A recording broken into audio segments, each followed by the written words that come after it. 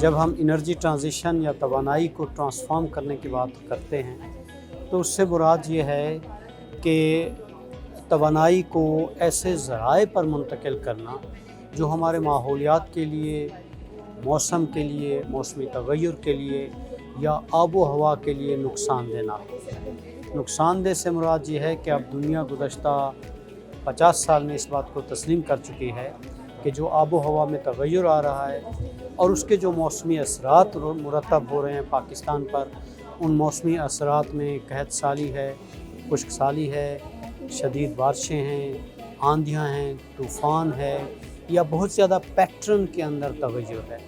उसकी वजह वो जो तवानाई हम इस्तेमाल करते हैं, जिसे हम कोयले से पैदा करते हैं या तेल से पैदा करते हैं या गैस से पैदा करते हैं, उस तवानाई से जहरीली गैसों का अखराज होता है जिसे ग्रीन हाउस गैस एमिशंस कहते हैं। जब उन जहरीली गैसों का अखराज होता है और वो फ़ज़ा में जाती हैं तो वो वापस आकर माहौल को इस तरह मुतासर करती हैं कि जो कि हमारा पूरा लाइफस्टाइल या पैटर्न ऑफ लाइफ को चेंज करती हैं। और इसलिए बातचीत ये हो रही है कि अब ऐसी तवानाई के ज़राए इस्तेमाल किए जाएँ जो महफूज हों, साफ़ सुथरे हों, मुस्तहकम हों, शफ़ाफ़ हों और सब्ज़ हों। मुराद ग्रीन एनर्जी जिसे हम कहते हैं। ग्रीन एनर्जी के जो अब ज़राए हैं चंद एक जाने माने हैं, चंद एक नहीं हैं। मसलन उसमें हवाई तवानाई है, हवा के ज़रिए तवानाई पैदा करना, शमसी तवानाई या सूरज की तमाज़त से तवानाई पैदा करना।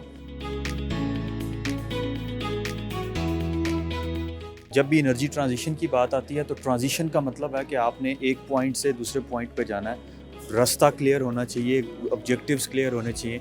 और एशिया का क्यों किया है? क्योंकि Asia is one of the most populous region in the world. Electricity demand में भी तेज़ी से इजाफा हो रहा है और अभी जो फॉसल फ्यूल कंजम्पशन का रेशियो है वो भी is I would say alarmingly high. तो दैट्स व्हाई वी डिसाइडेड कि हम जो है वो एशिया की एनर्जी ट्रांजिशन को डिस्कस करें। और पाकिस्तान का जो एनर्जी का मसला है वो बड़ा पुराना है।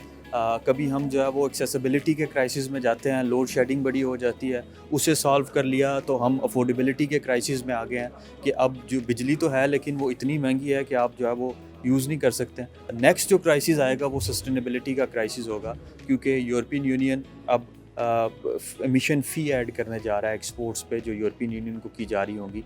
वो मुल्क जो एक्सपोर्ट करते हैं यूरोपियन यूनियन को और उनके नेशनल ग्रिड में कार्बन का इंटेंसिटी ज़्यादा है, they are going to be suffered.